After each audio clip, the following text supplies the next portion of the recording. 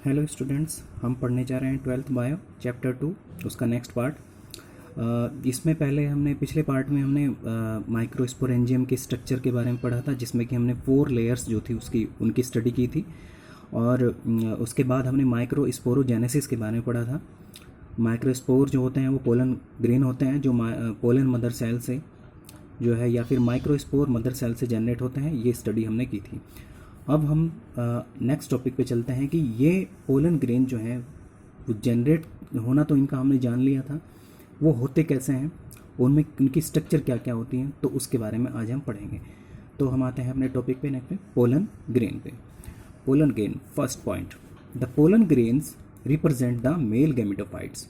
जो pollen grain होता है वो जो है प्लांट के मेल गैमेटोफाइट्स को रिप्रेजेंट करता है।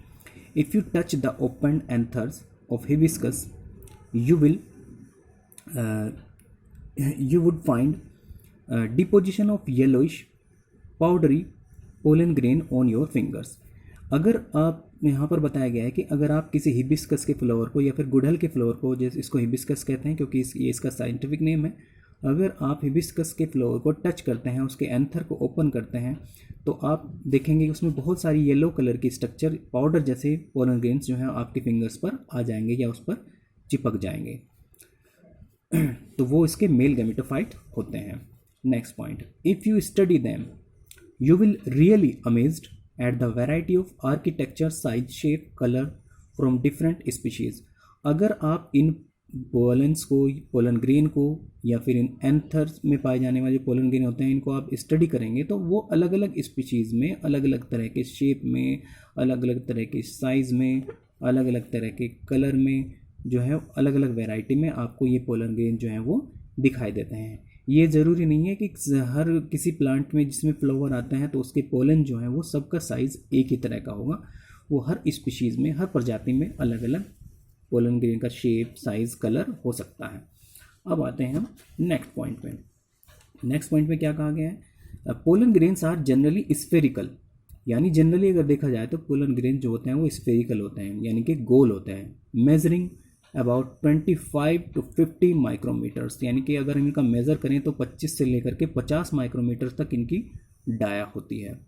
It has a prominent 2 layered wall, और इसमें जो है नेचुरली 2 लेयर वॉल जो है इसमें पाई जाती हैं। 2 लेयर वॉल, 2 परत पाई जाती हैं। वो कौन कौन सी होती हैं नेक्स्ट पॉइंट में पढ़ेंगे। द हार्ड आउटर लेयर, जो आउटर लेयर होती है वो बहुत ही हार्ड होती है, हार्ड, कॉल्ड द एक्साइन, जिसको एक्साइन कहा जाता है, is made up of sporopollenin, जिसको जो कि स्पोरोपोलेनिन की बनी होती है। ये पदार्थ है, ये सब्सटेंस है sporopollenin, which is one of the most जो है ये ऐसा one of the most hardest, ये one of the most hardest organic material है जो कि इस पोलन ग्रेन की एक्सिन या बाहरी परत में पाया जाता है। It can with stand high temperature, ये हाई टेम्परेचर पे रह सकता है, उसको सहन कर सकता है। एंड स्ट्रॉन्ग एसिड एल्कली, और स्ट्रॉन्ग एसिड एल्कली को भी ये सहन कर सकता है, यानी कि इसकी इतनी क्षमता है। No enzymes that degrade sporopollenin, यानी कि कोई भी एंजाइम जो है वो स्पोरोपोलेनिन को डिग्रेड नहीं कर सकता है, जहाँ तक कि जो है जानकारी है। तो ये बहुत ही हार्ड सब्सटेंस होती है, स्पोरोपोलेनिन बहुत ही इंपॉर्टेंट सब्सटेंस होती है। 5 पॉइंट पे, pollen grain exine has prominent aperture called germ pore. Pollen grain में एक जो इसकी एक्साइन परत होती है उसमें एक और अपर्चर या स्ट्रक्चर पाई जाती है जिसे जर्म पोर कहा जाता है, यानी कि ऐसा छेद जिसे जर्म पोर कहते हैं। वेयर स्पोरोपोलेनिन इज एब्सेंट, यानी कि एक पूरी कवर तो करके रखता है स्पोरोपोलेनिन, लेकिन एक जगह, एक पॉइंट जैसी जगह या पोर जैसी जगह या छेद जैसी जगह जिसे जर्म पोर कहते हैं, वहाँ पर स्पोरोपोलेनिन उस जो है एक्साइन को या उस पोलन ग्रेन को, उस परत को कवर नहीं करता है, एक पॉइंट जैसी स्ट्रक्चर छोड़ देता है।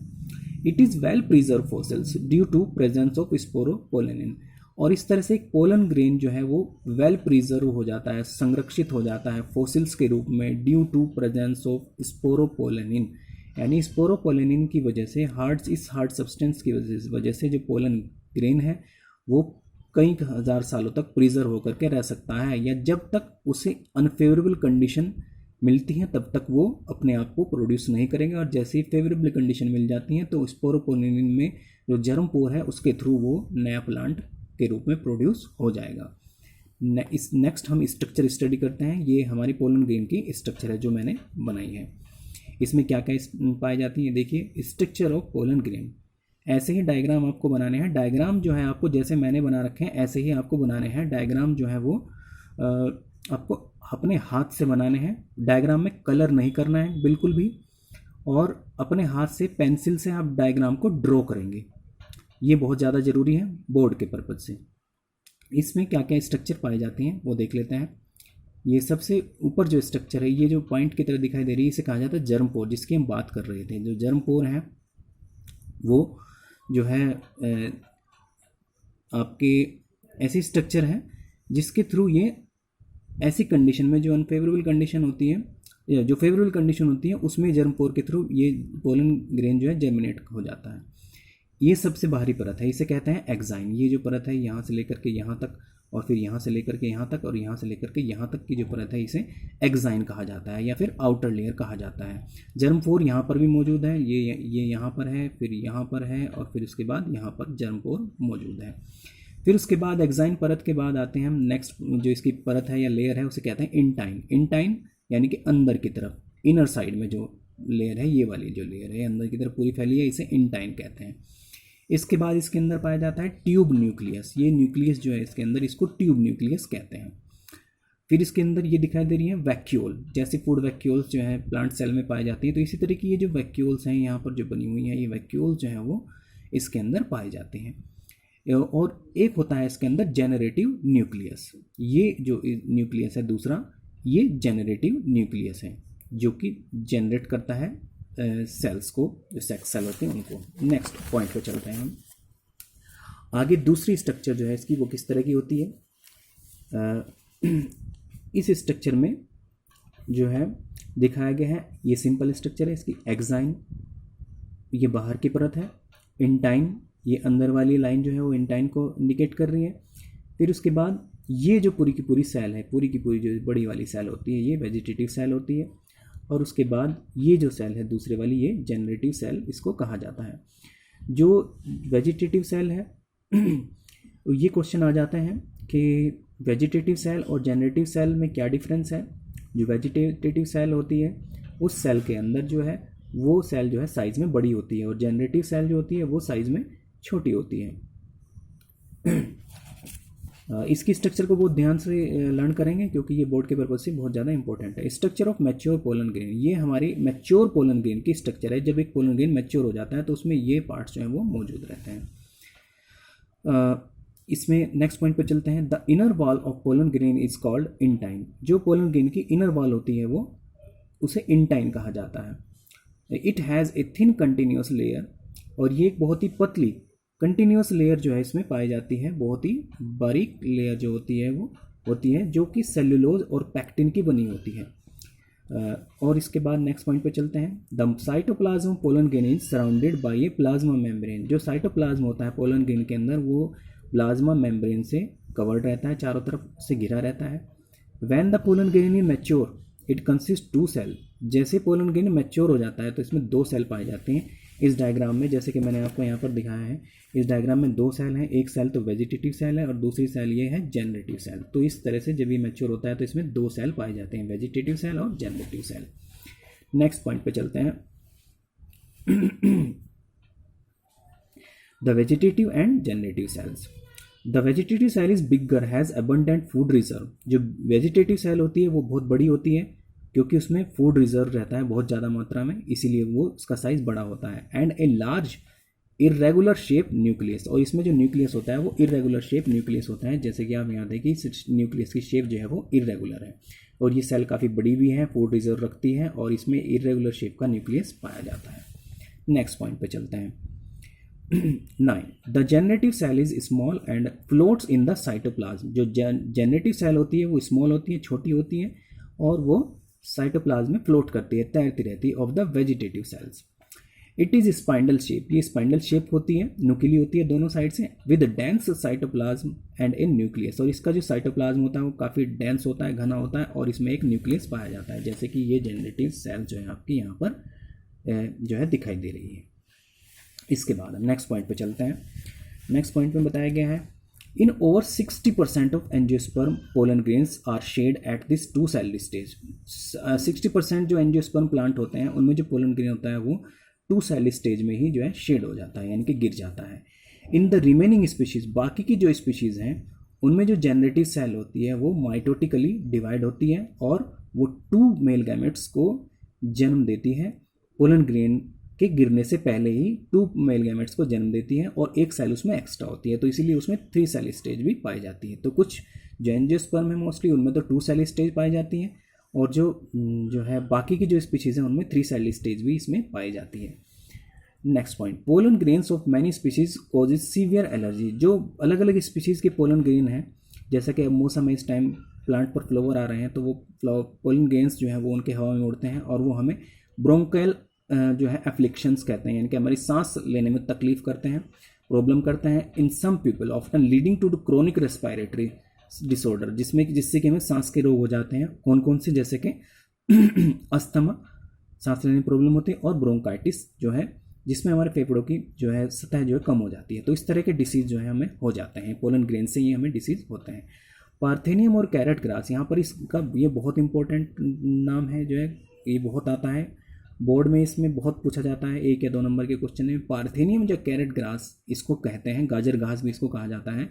ये हमारे इंडिया में आई थी, come into India contaminant with imported wheat. ये हम इंडिया ने बाहर से गेहूँ मंगाया था, तो उसके साथ ये एक कंटेमिनेंट के रूप में आई, प्रदूषक के रूप में आई थी, जो कि यूबिक्यूअस हो गई है, यानी कि हमारे यहाँ पर फैल गई है इंडिया में। In occurrence and causes pollen allergy, और जो हमें पोलन एलर्जी करती है, ये आप देख रहे हैं, ये गाजर घास इसको कहा जाता है। पार्थेनियम इसका साइंटिफिक नेम है। ये हमारे इंडिया में गेहूं जब आया था, बाहर से मंगाया गया था, इंपोर्ट किया गया था, उसके साथ कंटेमिनेंट के रूप में, प्रदूषक के रूप में आई थी ये।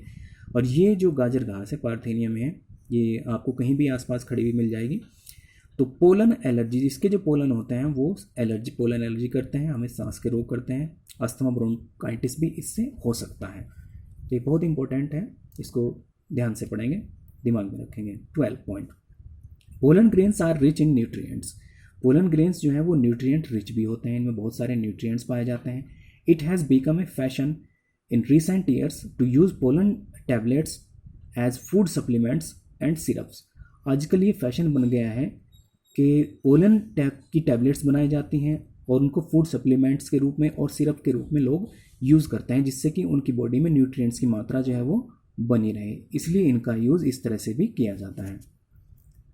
13 पॉइंट, नेक्स्ट पॉइंट, इन सम सीरियल्स सच एज राइस, कुछ जैसे अनाज है, जैसे कि राइस है, व्हीट है, pollen grains lose viability within 30 minutes. इनमें जो पोलन ग्रेन्स होते हैं वो 30 मिनट के अंदर अपनी वायबिलिटी या अपनी नेचुरलिटी को खो देते हैं। And in Rosaceae, Leguminosae, Solanaceae for 1 month. जो रोजेसी जैसे आपका रोज़ का फ्लावर है, लेग्यूमिनेसी जो दाल वाले प्लांट हैं, सोलोनेसी जो कि आपके जो आलू जैसी प्रजाति के पौधे हैं, तो ये सभी इस फैमिली में आते हैं, Rosaceae family, Leguminosae family, Solanaceae family में आने वाले जो प्लांट हैं उनके जो पोलन होते हैं वो 1 मंथ जो है अपनी वायबिलिटी को बना करके रख सकते हैं। Next point, it is possible to store pollen grains 4 years in a liquid nitrogen -196 degree Celsius. Such store are pollen bank. ये यहाँ पर बहुत इंपॉर्टेंट बात आई है, जैसे कि ह्यूमन के स्पर्म को इस स्पर्म बैंक में स्टोर करके रखा जा सकता है, तो इसी तरह ये भी पॉसिबल है कि हम पोलन ग्रेन्स को भी फ्यूचर यूज़ के लिए स्टोर करके रख सकते हैं। कुछ ईयर्स के लिए जो है हम इनको स्टोर करके रख सकते हैं, और इनको स्टोर करने के लिए हम क्या करते हैं, लिक्विड नाइट्रोजन का यूज़ करते हैं। ये क्वेश्चन यहाँ पर ये भी बहुत इंपॉर्टेंट है, ये पूछा जाता है कि हम पोलन ग्रेन्स को जो है वो कितने टाइम के लिए स्टोर करके रख सकते हैं, कौन सी ऐसी चीज़ है जिसमें कि उसको रखते हैं और कितने टेम्परेचर पे रखते हैं। तो यहाँ पर ये सब के आंसर्स आपको मिल रहे हैं। ये पोलन ग्रेन को स्टोर करना पॉसिबल है, और ये कुछ ईयर्स के लिए हम इनको रख सकते हैं, लिक्विड नाइट्रोजन में रखते हैं, और 196 डिग्री सेल्सियस के टेम्परेचर पर इनको रखा जाता है, और जहाँ पर इनको रखा जाता है उस जगह को पोलन बैंक कहा जाता है। तो यहाँ पर हमारे जो है ये आज स्ट्रक्चर हमने पढ़ी, स्ट्रक्चर ऑफ पोलन ग्रेन जो है उसको पढ़ा हमने, उसको डिटेल में पढ़ा। तो आप जो है ये पोलन ग्रेन की स्ट्रक्चर, उसके डायग्राम जो है वो अपने हाथ से डायग्राम बनाएंगे, पेंसिल से बनाएंगे, ड्राइंग पेंसिल से डायग्राम बनाएंगे, और इन पोलन ग्रेन को अच्छी तरह से लर्न करेंगे, इसके नोट्स बनाएंगे। और इसके बाद हम नेक्स्ट टॉपिक पढ़ेंगे जिसमें कि हम पिस्टिल या फीमेल गैमेटोफाइट्स जो है उसकी स्ट्रक्चर को स्टडी करेंगे। और आज के लिए इतना ही। Thank you.